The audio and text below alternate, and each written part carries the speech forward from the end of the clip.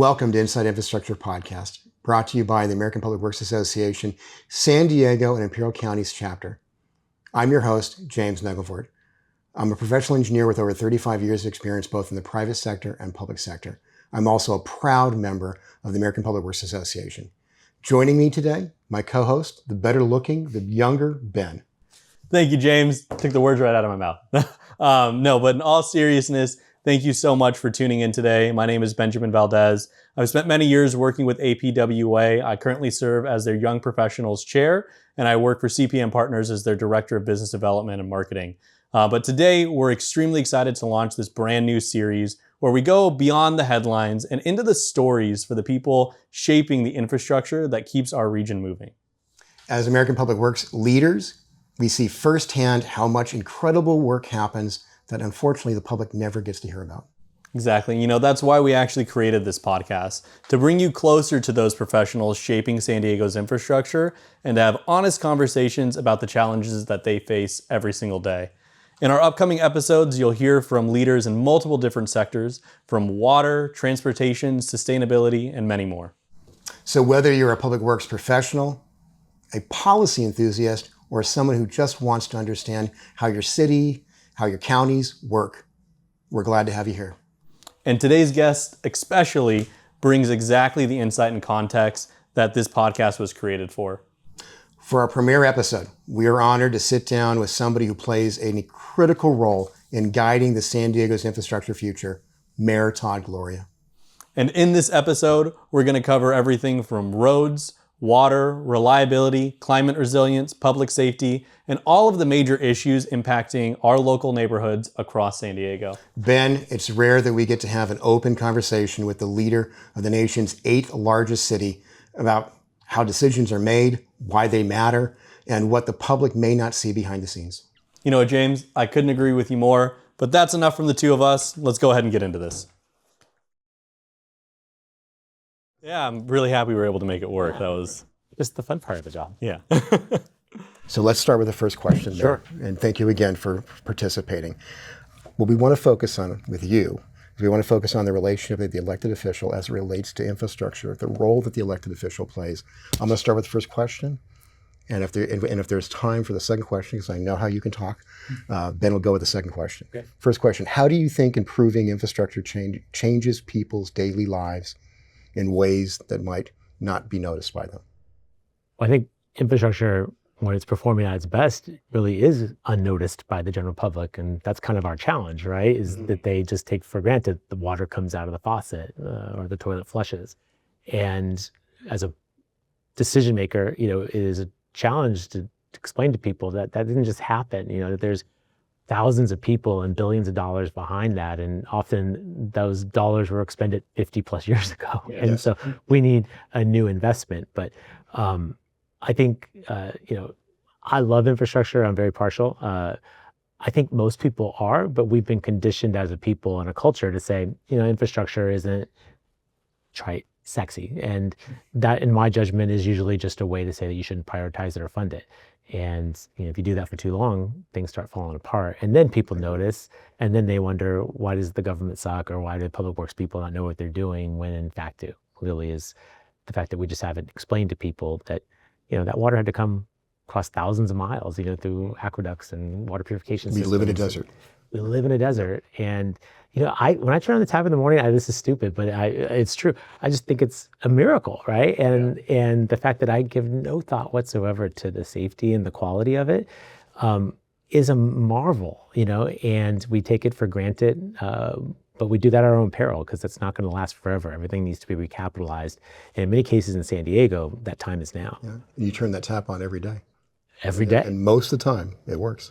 Yeah. Oh, I had a 2-hour power outage like a month ago at my house, and I was fit to be tied. I'm like, what is going on? What is happening? Yeah. What? What do I do? Trying to light candles and everything. Yeah. With the benefit of this job, though, a little bit more about why that's difficult and what have you. But yeah, my neighbors were also not very excited. Do they come knocking on your door? 100%. Love that. You must know somebody. Can you get this fixed, right? You can make a few phone calls. Yeah. Well, kind of speaking on some of those projects, how do you balance some more of the immediate needs, like we mentioned, like roadway repairs, for some of the longer term projects, like some of the major transit ones, how do you find that balance for the community?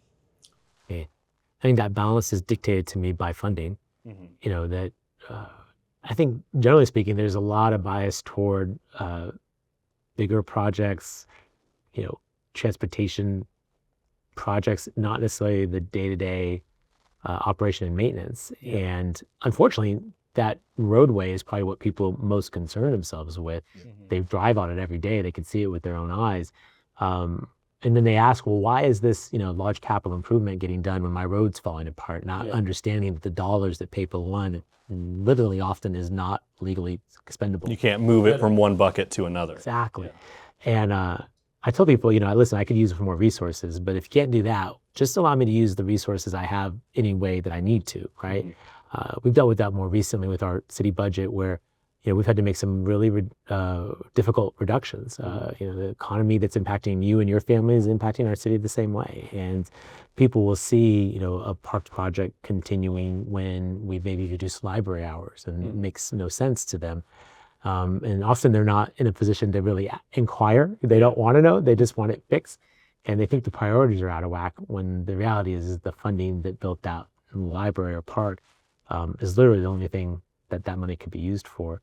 So back to your question, you know, I think we try and do both. We need to do both. We need to build for the future and increase capacity and be able to serve, you know, a growing population, which, by the way, we're lucky to have that. You know, our city continues to grow. But you also have to maintain the day-to-day. And again, that tends to be more of a challenge. And it's just simply a funding issue. People don't understand that the maintenance side is a big part of the infrastructure, not just the brand new stuff, the shiny object that gets built and that going forward in that. Right, but we don't do ribbon cuttings for a slurry seal on a road. No, right? Yeah. And the maintenance side goes on for years on the asset. Yeah. And we don't. I think one of the challenges I have as mayor of our city, we've, you know, continually under-resourced, and it is difficult to get our organization itself to think through the operation and maintenance of a facility. You know, like we charge developers a fee. We're going to build that park. We have these park standards. We deliver that, and we deliver it well. We have an incredible park system. Mm-hmm. I don't think we ever do the thought of, like, how much water is that park going to require? Like, how many maintenance people are going to have to mow the lawn or clean the bathrooms? And as a consequence, you know, they don't stay maintained the way that the public would want. And it's kind of a vicious circle, right? Because the public, taxpayers will see that and say, these guys just don't know what they're doing. And when you go to them and say, you know, hey, we'd like your vote for a measure that would increase funding for both capital and operation and maintenance, they'll say, well, look at my road and it's not been well maintained, so no, I don't trust you. Not, again, understanding the circular nature of that logic. And until we find a better way, and I have yet to figure it out, to communicate to the folks, we're going to continue to really struggle to explain to people why our current financing mechanisms are inadequate to the times we find ourselves in. Got a question for you. I think it's a softball. Oh, tell me. But I love a softball. I think it's important for the public out there to understand the role that you play, and not just you, but elected officials. And that is, can you talk about, I know you run into this, where political goals and political forces are running into operational goals and targets, hitting each other, and then the role that you play, where you have to fight to sort of balance that out. Can you tell us a story about that for the public? And then what are some of the things you've learned and how you address that? There's probably a million of them. And yes, you're exactly right. That is a tension. And that's, you know, why this is a profession, right? Yep. Yeah, you're an engineer, you know, you went to school, you study this, you have a skill set, it applies for that. You know, same here, but, you know, usually the public doesn't see it quite that same way. Yep. To your question, you know, I'll give you a recent example. We recently have passed some parking reforms in our city that are extremely controversial, but I think are very necessary for the issues we're talking about. As I mentioned, the city's budget is not in good position currently due to the overall economy, and we're lacking resources. Well, when parking meters were installed a million years ago, the city made a deal with the neighborhoods where the parking meters are that roundly speaking, half the money would stay in the neighborhood with a nonprofit organization, the other half would come to City Hall to pay for general government work. Those dollars by law can only be spent on essentially operations and maintenance in the areas where they were created. Well, when you look at, say, downtown or Hillcrest here in San Diego, older urban neighborhoods, we've got our money's worth out of that sidewalk that's now 110 years old, probably needs replacing. So I took it upon myself to change those rules. And now currently with the council's support, we are now taking all of that money. Now that is difficult for the nonprofits that have become used to those dollars. But when you look and we audit it, you saw nearly $2 million of that dollars, that money that you and I paid to park in a particular parking lot sitting in accounts being unused. Well, in an environment where we have thousands of streetlights that are out and too many potholes and sidewalks that are uplifted and need to be repaired, we really shouldn't have any situation where public dollars are sitting unused. So the policy or the infrastructure need is that basic maintenance and repair. The politics is that getting the dollars, that 2 million or so, and reappropriating it for these needs means that community members, constituents, people who vote are inconvenienced. I believe I was successful in getting the council's vote because they believe in our city staff's ability to actually take those dollars and do more good with it. That when, after auditing and showing, yes, this money's accumulated and it's not being used correctly, and that you can take that same money, put it in our transportation department, and literally repair every streetlight in downtown that's currently out in a matter of weeks, that captured their attention and they took the vote. So that rub between, policy and politics, finally we got some alignment. And I will tell you, James, is someone, James was one of the first city employees I met when I became a new city council member. I'm so sorry. Oh, no, are you kidding? No, he's amazing. I just give him a hard time. I was like, who's this charming guy who talks about engineering? When I was a council member, that was politically impossible. Fast forward to today, it was politically difficult, but ended up being doable. And my belief, the council gave me 2 years on this. They're just going to trust me for 2 years. Yeah. I believe at the end of 2 years, we will have shown so much return for that change that policy will become permanent. Yeah. So going a little side off, he was the first politician that ever listened to me also. So it went both ways. And in terms of money not spent, that's always a service that's not provided. Correct. That's the way you look at it, the other side of the coin, and going forward. Yeah. So Ben, you want to take the next question? Yeah, so kind of we were talking about different terms for everything, right? So how do you balance some of the larger projects, like the Ocean Beach Pier project that we're working on that takes decades and spans a long time versus kind of a typical mayor's life cycle for things? How do you make sure those projects are getting taken care of and continuing to go even when you're not here? That is a really hard part, and this is the downside of term limits, right? You have a shelf life of 8 years, and actually, quick aside, I was mayor for a little bit, a while ago, right? We had a mayor resign. I'm mayor. I was the mayor for about 8 months, and I had a blast. I had a great time. I thought I did okay, generally speaking. People seem to think that too. And then when I campaigned in 2020, I was like, I did it for 8 months. I can do it for 8 years. And everyone kind of was like, yeah, I went with that. That was a mistake. Why? Because what I learned is any problem that had a shelf life more of 8 months, no one told me about when I was here the first time. This job, this time around, very different, 8 years, right? I bring it all up to say, back to these bigger projects, it's not even about what I might not personally choose to prioritize because I might get selfish and say, it's not gonna be my problem, that's not my problem, right? It's what other people won't tell you about because they're like, this isn't gonna hit a city budget until 2035. We're not even gonna tell this guy about it. Not knowing that maybe you need to do some work in 2025 to make sure that's in the budget. Have that foundation. 35, right.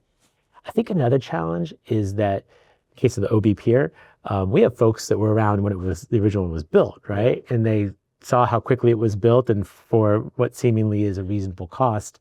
And then they hear about the 2025 construction schedules and costs, and it makes no sense to them. Yeah. And it's one of those things where, they want this project fixed tomorrow. And anyone who knows me, and any of your listeners and viewers who see how fast I talk, I'm impatient, I'm moving at the speed of light. I don't like those timelines either. But the regulatory environment we've constructed from the 1960s when the pier was originally built to where we are today necessarily means that these projects will take years or decades. I'm not happy about that. And I'm excited that there's a conversation now that's really asking if that's the right thing to be doing.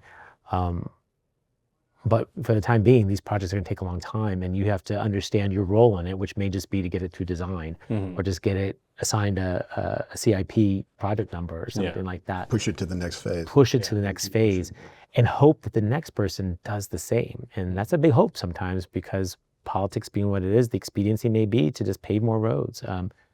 But we have to be able to do both. I think the public and the taxpayers demand us to do both. It's up to whether or not we elect people of the caliber and the quality that will understand the role that they have to play in that environment and get it done. Perfect. Perfect. James? I'm going to take one of your questions. How dare just you? to mess them up. How dare We you? call it the risk calculus. You can't afford everything. Right. So everybody wants a project. Everybody wants something new, something shiny, something fixed. How do you balance and weigh all of the risks that are associated with that? Because at the moment you're saying yes to something, you're saying no to maybe 2 or 3 other projects. Yeah. How do you calculate that? So the old social worker in me, it tugs at my heart when that happens, right? Because telling people no is never pleasant.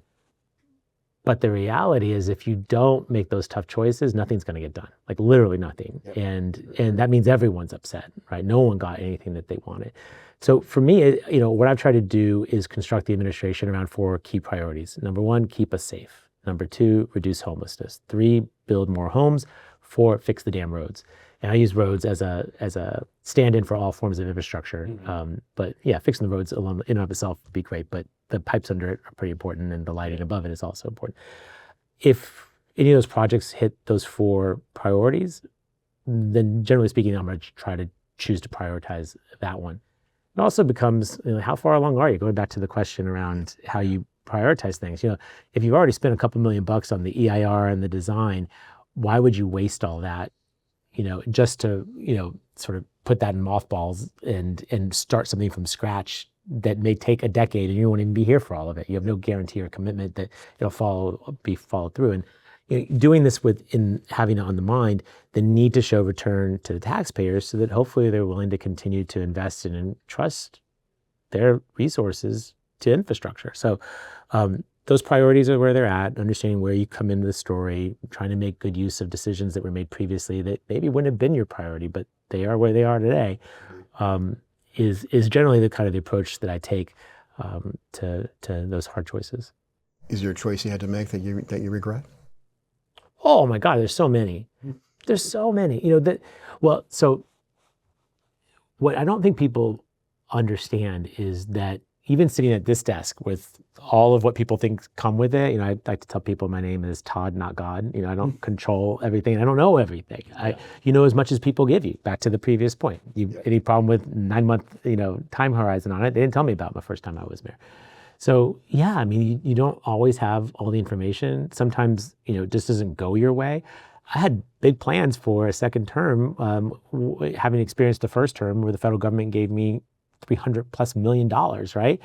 We weren't really expecting that over the next 4 years. And so we got to figure it out. But that shift alone might make some decisions that were made in 2023, 2024 seem to make less sense, although it made perfectly good sense at the time, right? So I think there are plenty. I think the commitment that I want you guys to know about and your listeners and viewers to know about is that I'm hell-bent on making sure that I learn from those mistakes. We have instituted a lot of new controls around real estate, particularly acquisition at the city, because I did vote for a project that was not the right project. Now, admittedly, in that situation, the contractors that were involved were self-dealing. One of them was convicted for a felony for his involvement in it. As mayor, I've went to do all I can to undo it. And that probably is not a lot of solace to a lot of taxpayers in town. But probably more than anything is that we've reformed the process such that couldn't happen again. And I think that's the best that you can do. I think if there is a future politician that gets a hold of this, the public understands that mistakes will be made. They want you to acknowledge it, they want you to own it, and they want you to make it less likely it ever happens again. So yeah, there are bad votes, there's bad decisions, maybe the wrong choices that are made. That will happen. We are human beings in the real world. It's how you recover from it. And I hope that I've been able to recover from any of the mistakes that I've made in a way that gives people at least confidence to know that I have my head screwed on straight and that we won't do that twice. If you're gonna eat a poop sandwich, only eat it once, and preferably the 6-inch, not the foot long. Good advice. Well, what we're kind of talking about for climate kind of things, we just had a really heavy storm here in San Diego. We had a pretty crazy one not too long ago, a few years ago as well. When it comes to those kind of things, from stormwater to heat, how do you see the city evolving to accommodate and combat those kind of needs? Well, that's perfect segue, because the January 2024 storms were almost biblical in nature. It's a 1,000-year storm, right? But we have a system in our city that's engineered for a 50-year storm.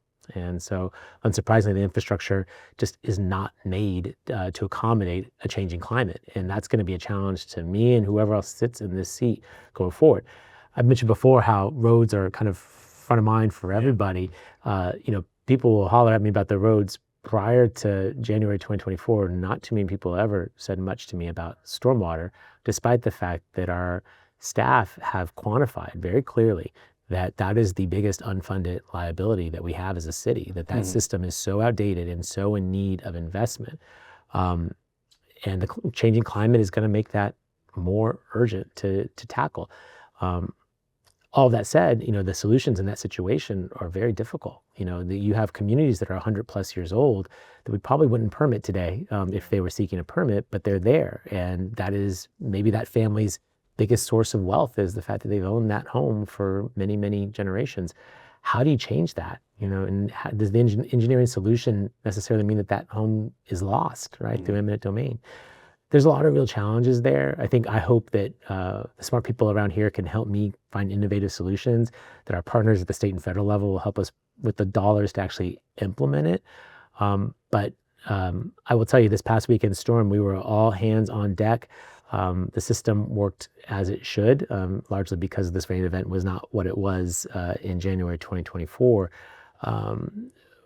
But I will tell you that we're going to have to grapple with this a lot more, and the costs of it are enormous. And absent external support, we're going to figure out a way to do it on our own dime, and that is not going to be a fun experience. Yeah. But I promise you, it will be better than the alternative of having, lots of personal property damage as well as the potential loss of life. Yeah. Yeah. So one thing I'll share with you in the engineering community. Yeah. Is that most of the formulas, most of the analysis is always done the same way. We look back to the past, to what occurred, and then we use that to predict the future. Yeah. Yeah. I think, what I admire about engineering, I was in Mission Valley for the 2024 storm. All of that newer construction, the engineering was perfection. The water rose to a level that it did not harm the new housing units or new buildings, right? It worked as intended, right? When you're talking about a neighborhood that was built 100 years before that, when the same work was not performed, or, we just didn't anticipate having, in this particular case, nearly 3 inches of rain dropped in basically a couple of hours. They were looking at their moment in time, they were looking back to what they had experienced to predict their future. And that when climate change changes things, that's what makes it difficult. I think the message from this, though, is trust the engineers. Yeah. They know what they're doing. Well, thank you for taking the time to meet with us. And I have one last question for you. If you could leave our listeners with one thing on why infrastructure matters, what would you say to that? Look around. This is the benefit of living in our country, right? You have a reliable electricity grid, a reliable water and wastewater system. You have a transportation network that generally works. There are things that don't work perfectly, but it works extremely well. And if you think about, go stream a disaster film and understand what it could be, and then realize that it isn't necessarily going to be some science fiction plot or even a natural disaster or a terrorist plot. It can just be willful neglect by the overall population that will bring that nightmare scenario to pass. So, I don't mean to be a doomsdayer about all of it, but I do recognize that in our own lives, in our own homes, finances are a little tight this year. We're not going to put a new roof on the house. We're going to let it go another year. And another year becomes another decade. It becomes multiple decades. Next thing you know, the roof's collapsing. Yeah. I think sadly, in a lot of our country, a lot of our infrastructure is at that point. And what I encourage San Diegans to consider is think about that San Diego built multiple dams 100 years ago when we were a tiny city of several thousand people. We had the audacity to think big, invest accordingly, and it created a century's worth of wealth and prosperity that we benefit from today. Our challenge to ourselves and to each other ought to be, how are we acting in a similar manner such that our children's children, multiple generations now look back and say, those guys and gals in 2025, they made the right choices. They really thought not just about their own selves, but about the future.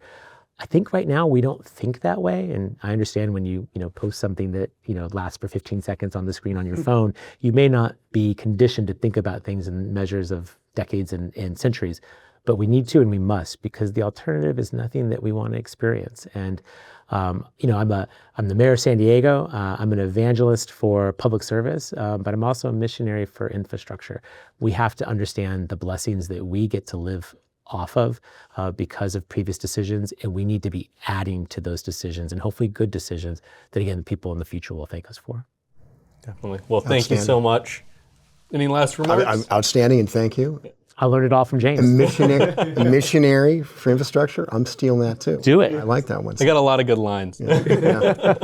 You didn't copyright any of that, right? No, it's a public source, whatever you want. Perfect. Well, thank you. Thanks, gentlemen. Thank you. Closes out. Hey, we did it. There we go. Cheers to that.